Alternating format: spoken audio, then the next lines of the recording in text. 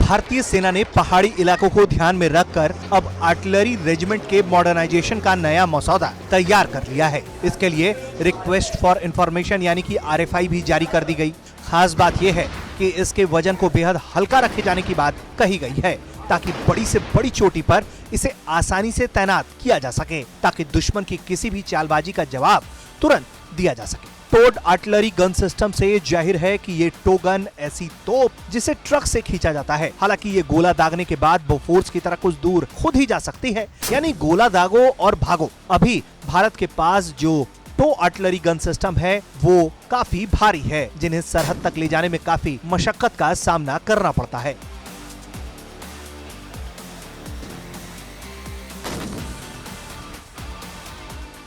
बीस दिसंबर को जारी RFI में खास तौर पर लिखा गया था कि टोड गन सिस्टम का वजन 15 टन से कम होना चाहिए। इसकी सबसे बड़ी वजह ये कि हल्की तोपों को फौरन एक इलाके से दूसरे इलाके में पहुंचाया जा सके।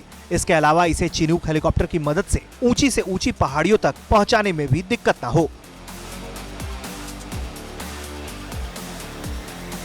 चीन भले ही तवांग में भारतीय सेना से शिकस्त खाने के बाद शांत दिख रहा हो, लेकिन चीन कभी भी अपनी चालबाजियों से बाज नहीं आने वाला। लिहाजा भारत ने सीमा पर तैयारियों को धार देना शुरू कर दिया है। दूसरे विश्व युद्ध और उसके बाद तक के युद्ध में बहुत बड़ी और भारी तोपों का इस्तेमाल होता था। इन्हें लंबी दूरी तक ले जाने और ऊंचाई पर तैनात करने में काफी मुश्किल होती थी। ऐसे में हल्की और छोटी तोपें बनाई गईं, जिन्हें होवित्जर कहा गया।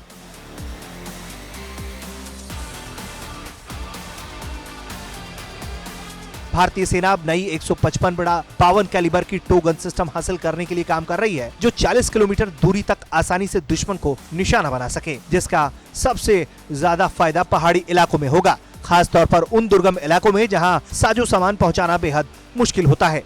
भारतीय सेना फॉरवर्ड पोजीशन पर इन तोपों की तैनाती करके अपनी फायर पावर बढ़ा सकती है। वैसे तो भारत के पास आर्टिलरी की ताकत बेहद मजबूत है, लेकिन इसको बदलते वक्त के साथ और आधुनिक बनाने की प्रक्रिया भी चल रही है। अब Bharat modern light weight tow artillery gun की तैनाती सीमा पर करने का प्लान कर रहा है, जिसकी मारक क्षमता M777 अल्ट्रा लाइट होवित्जर से काफी ज्यादा होगी।